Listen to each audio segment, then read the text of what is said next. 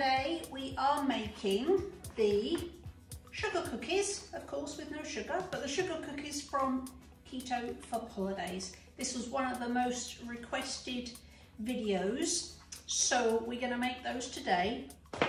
And it is a multi-part recipe, but don't be scared. The multi-part is just that we need to refrigerate the dough for a couple of hours. So I'm going to show you how to make the dough, and then in the next video I'll show you the rolling and the baking. So what we're going to do, we're going to get our butter, which it says softened.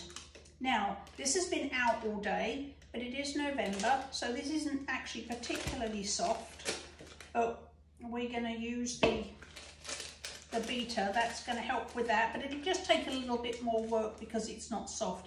If you can have softened butter, that will help you.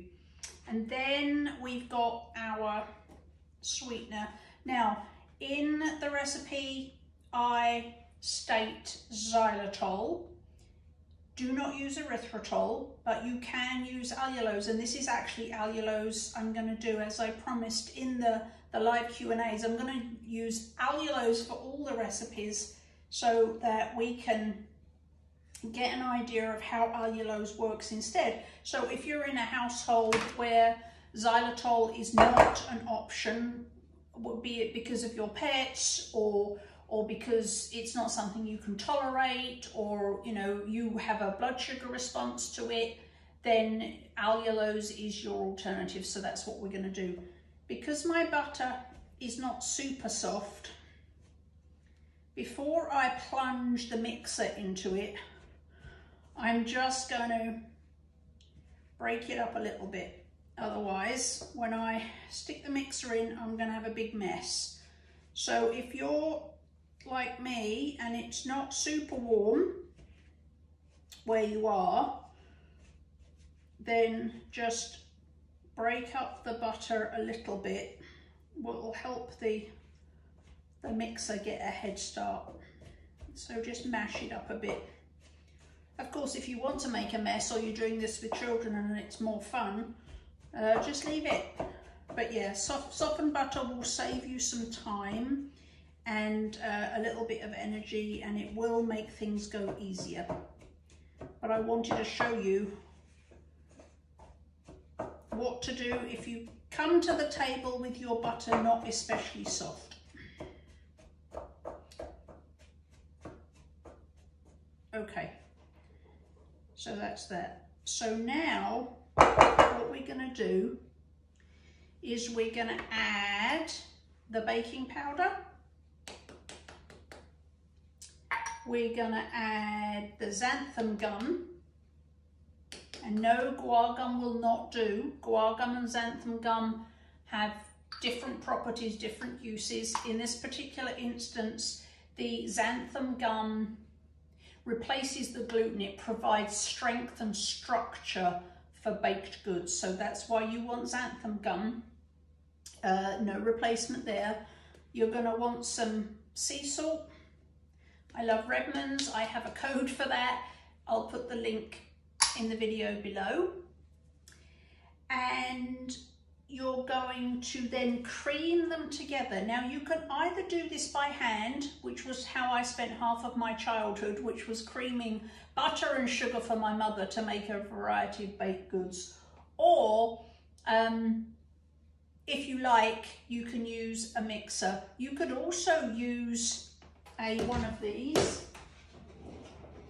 You could use a stick. You could also use a stand mixer. So whatever you have, and if you don't have anything electric, you can sure do this by hand, because that's what I used to do when I was a kid. So it's going to get a little bit noisy here. I am going to mix this until the butter and the sweetener are light and fluffy.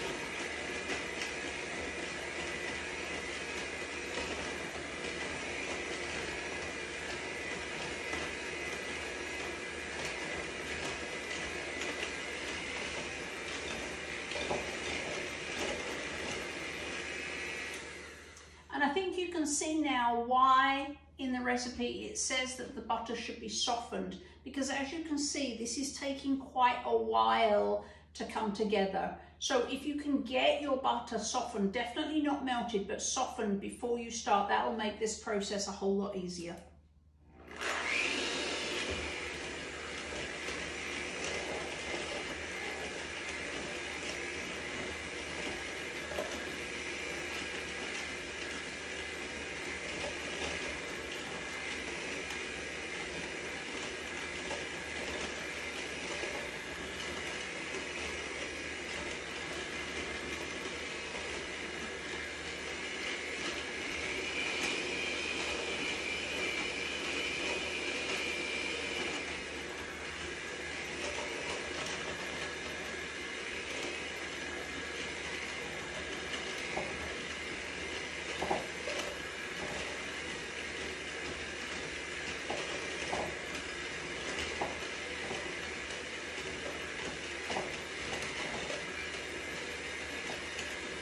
Feel free to skip through this part.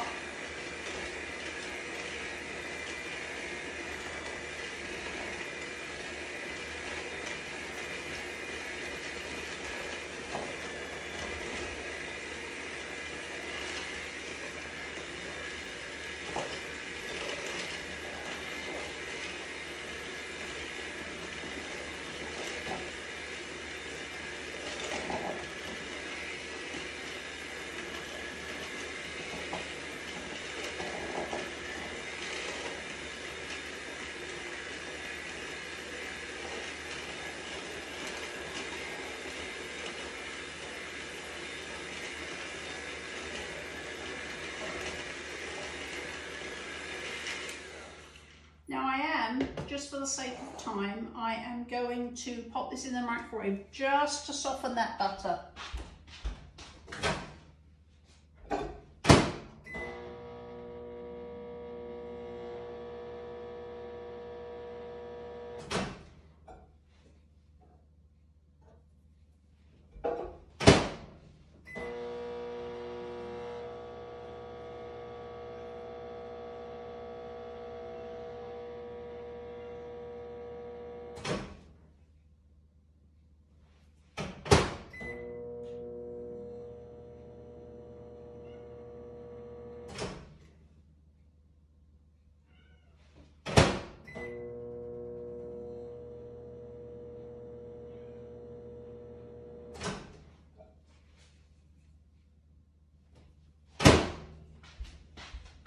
Okay, remember what I said about the mess?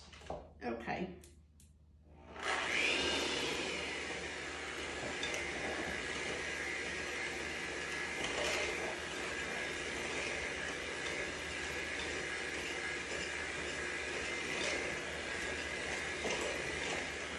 Just be super careful if you end up microwaving your butter, don't melt it. Make it soft but not melted. But you'll see now how much better life is if you have softened butter.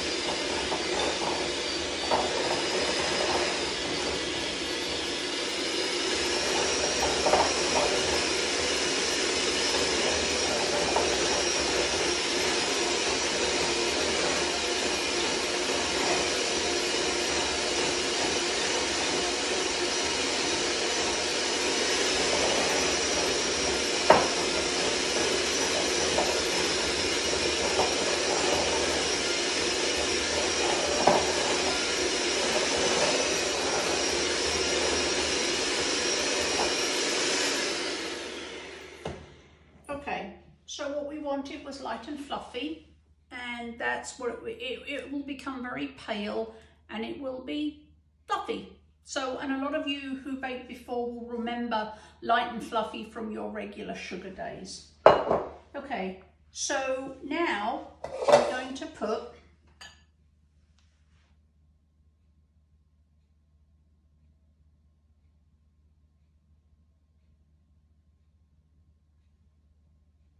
the almond flour into a bowl, into a bigger bowl, and we're going to add the coconut flour, and we're going to add the konjac or glucomannan powder, my favourite. In this instance, the konjac flour also really helps the cookies to stay together. So you won't want to miss that. Now, you want to mix all of those in really well. And the reason for that is mostly because of the konjac flour or the glucomannan. You want, because konjac glucomannan is a thickener as well as other things that it does so well, because it's a thickener, when you add liquid to it or add it to a liquid thing, you will get much better results if it is evenly dispersed. Now in this particular recipe, the way to get the konjac flour as evenly dispersed as possible is to mix it thoroughly with the coconut and almond flours to begin with. So then when you're going to add this to your creamed butter mixture, you're not worrying about lumps of konjac all clinging together because they are distributed amongst the almond flour. So do not skip out the step. Just in order to save a bowl, don't skip out the step of mixing the konjac flour into the almond flour and the coconut flour first. Those of you who have been following me for a while know that there's a really good reason for all the instructions in my recipes. Even if you don't understand them, there's a reason they're there. In this particular instance, super important that you don't skip ahead just to save a bowl. Mix it all together like that first. Then you're going to get your almond milk and you're going to put that in your butter and sugar, your vanilla extract, and then you're going to add an egg. Now, here's my thing with eggs, and I don't know if you're the same. My mother taught me to never crack an egg straight into the bowl, because if the egg's bad, you've ruined the whole thing. So I always, never forgot that, I always crack an egg into a little cup, and I usually just give it a little whisk. So the other reason is that if you happen to break the shell, you can fish it out of here far more easily than you can fish it out of there. So crack your eggs one by one separately into an individual container, give it a little mix, and then add that egg here. And then you're going to mix that until it's completely combined.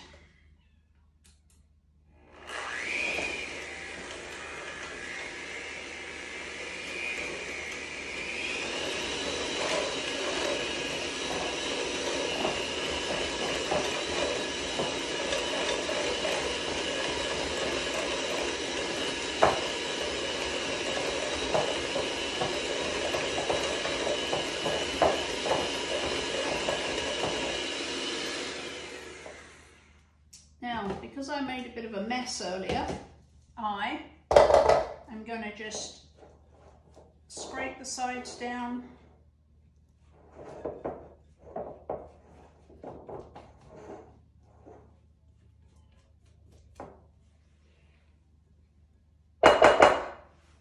And then mix it one more time.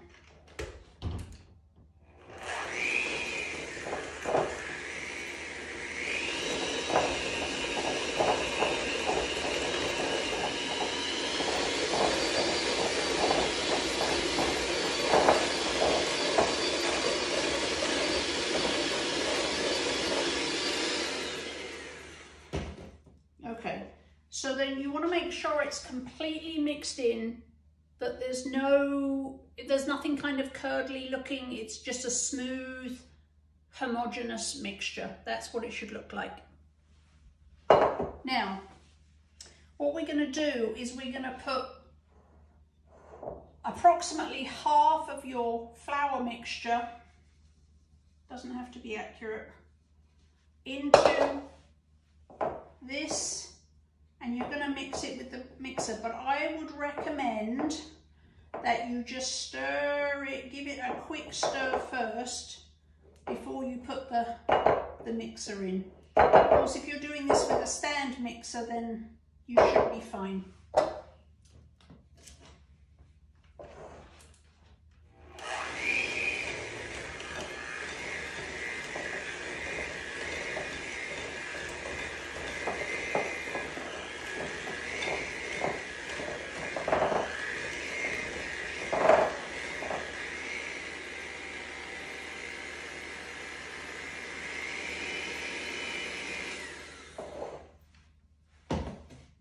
Now, that little pre-mix I did was simply to help avoid a mess. If I'd have put the mixer straight in, we would have got almond flour everywhere. So part of cooking is finding efficient, clean ways to do things.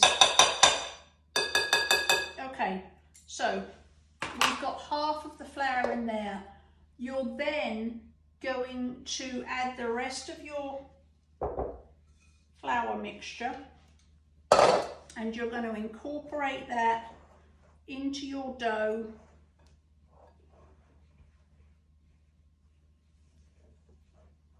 with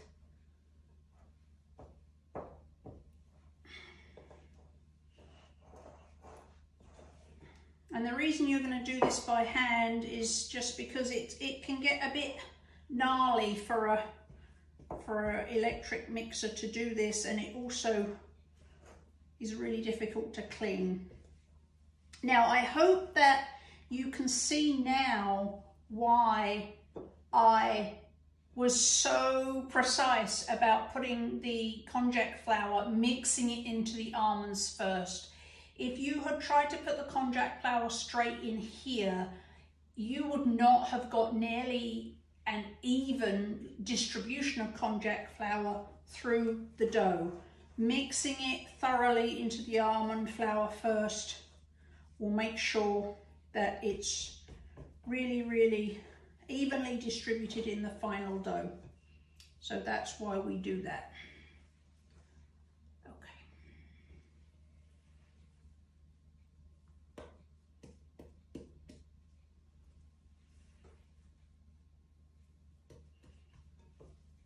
And that is what it looks like. It's kind of sticky like that. So what I'm going to do now, you can either put it in plastic wrap or place it in a Ziploc bag, and you want to put it in the fridge for a couple of hours to become firm.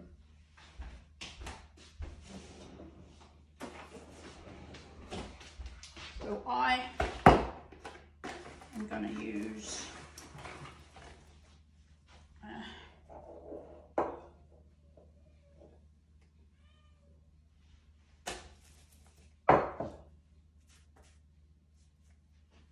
to go onto here.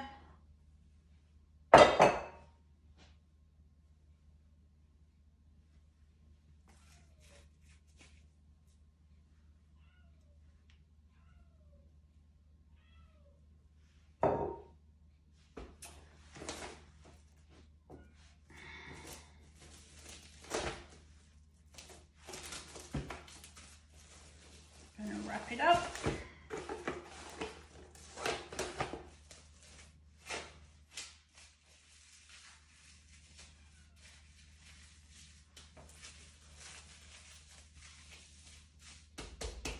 And there's your sugar cookie dough, which is going to go in the fridge for a couple of hours.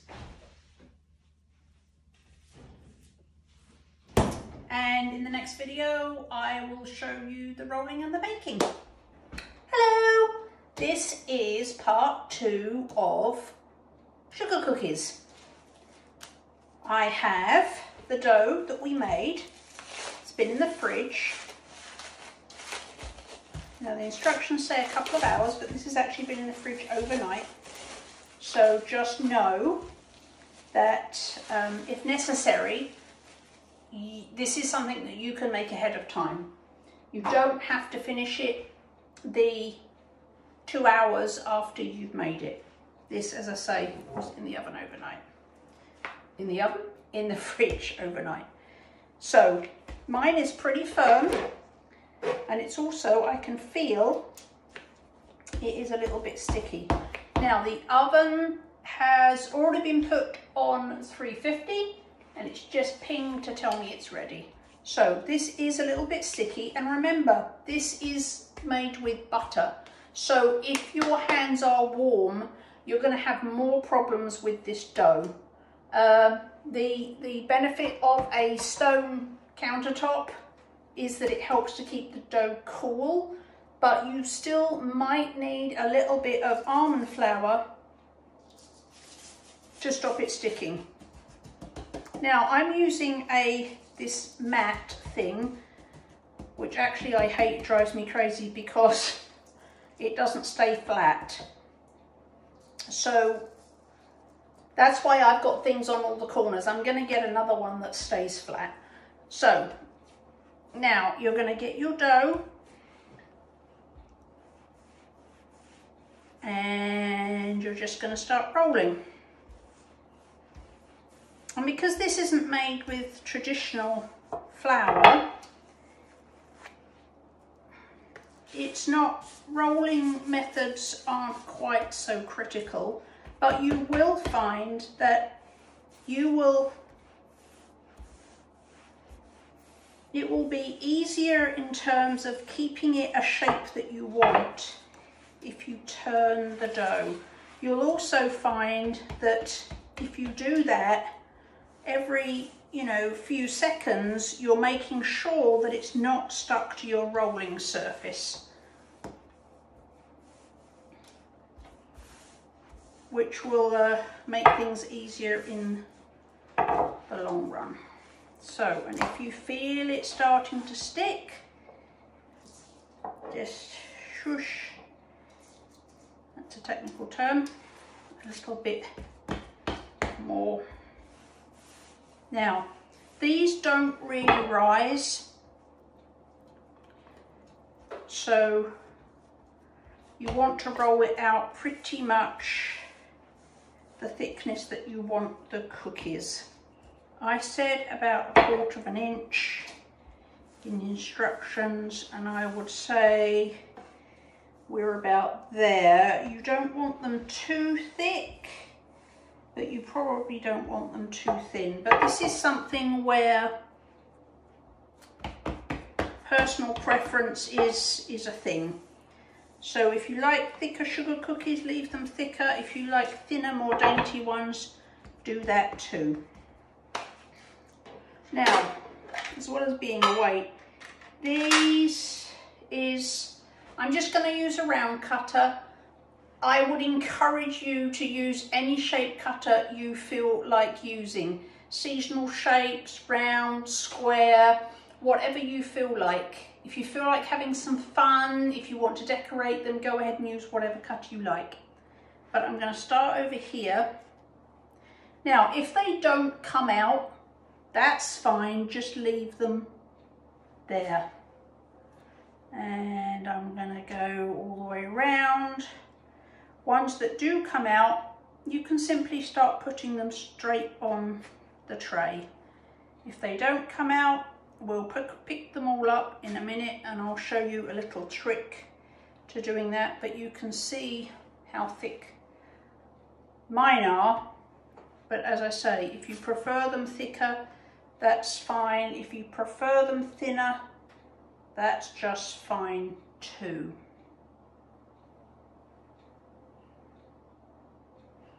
Now, the reason I take a bit of care to get them as close as possible with the cutter is simply so that I get as many cookies out of the first roll as I can, and the reason for that is so that the dough isn't worked too much. In the case of a normal sugar cookie made with flour, that's important because of actually overworking the dough itself. But in this case, the reason I don't want to mess with the dough any more than I have to is because there's butter. And the longer you take to do this, or the more time that you have to pick up the scraps and re-roll them, your dough is getting hotter and hotter. Now, how many have I got here? 1, 2, 3, 4, 5, 6, 7, 8, 9, 12. So obviously I've made these thicker than the ones I made originally, because originally I got 30 cookies out of that batch and I'm only going to get about 20 out of here. So you want to take a few seconds longer to get as many cookies out of that first roll as you can, and then any that don't come up with the cutter, I want you to use a palette knife of some description. This is called an offset because the handle is like this. This, as opposed to, you could use this, but it's more difficult to get your hand in because there's no angle. So I like to use an offset for this, just because, and the reason I want you to do this is because if you try and do it with your fingers, you're going to smush the cookie. You're going to make it misshapen. If you don't care about that, absolutely fine, do it with your fingers. If you do care about that, using a palette and an offset one will make it easier. Although you're perfectly good at using this one, you just don't have so much room for your hand. So I can't get any more out of that. So what I'm going to do is I'm going to pick up all the bits.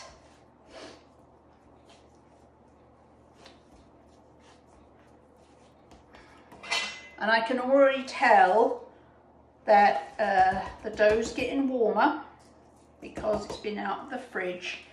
So that's why I encourage you to get as many cookies out of this first roll as you can. You can see also that this is now getting a lot softer.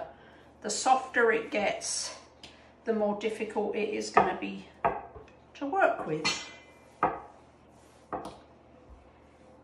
This is where it might start getting stickier. And you'll see this time it's sticking to the pin. You can, if you're somewhere warm, or if your kitchen is super warm because you've been baking, or your hands are super warm, or for whatever reason you get to this point and it's too sticky to work with, simply put it back in a bowl, wrap it up in film, put it back in the fridge. And these, the ones that you've got on trays, you can leave them and wait until they're all done. Or you can bake it in 2 batches. Or the other thing that you can do with these cookies is that you can make a whole batch, cook one lot, half the lot, one day, See, now it's going to get more difficult just because the dough is getting warm, because the butter is melting, or the butter is getting soft. So everything's getting trickier. So as I was saying, you can, and you'll find if you just go push that in, you're going to misshapen it. So if you just gently jiggle your spatula,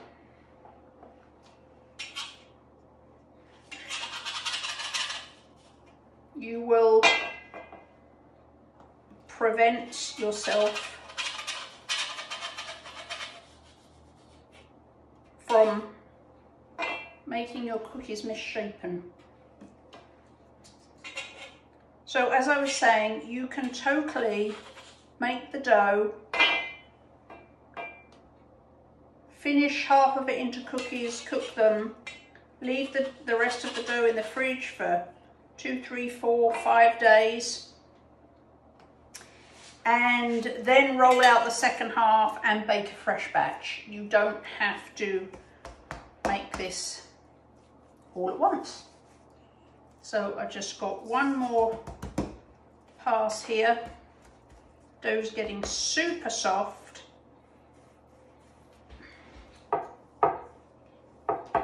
I might get 2 more out of there.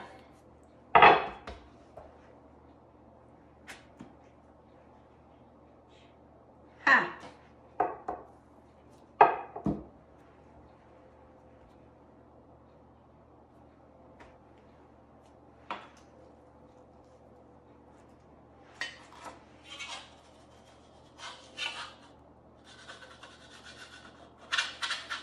See how misshapen that one was there, getting that on there.